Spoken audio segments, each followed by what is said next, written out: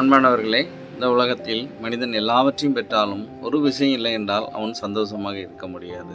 அதுதான் சமாதானம். அதனால்தான் இன்று நாம் சமாதானத்தை தேடுகிறோம். இந்த சமாதானம் உலகம் தரும் சமாதானமா அல்லது தேவன் தரும் சமாதானமா? முதலாவது, உலகம் தரும் சமாதானம் என்றால் பணம், குடும்ப நலம், ஆஸ்தி, அதிகாரம் இவை ஒரு மனிதனுக்கு ஒரு தற்காலிக மனநிறைவை தருகிறது. ஆனால் சூழ்நிலை மாறினால், இழப்பு வந்தால், நோய் அல்லது பிரச்சனை வந்தால் அந்த சமாதானம் உடைந்து போய்விடும். உலக சமாதானம் நிரந்தரம் அல்ல.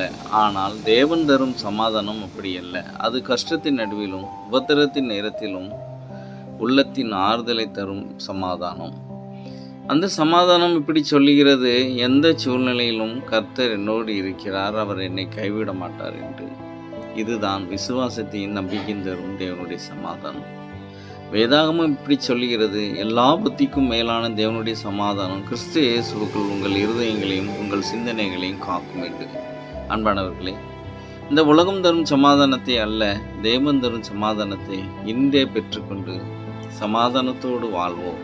கர்த்தர் உங்களை தம்முடைய சமாதானத்தால் நிரப்புவாராக. ஆமென்.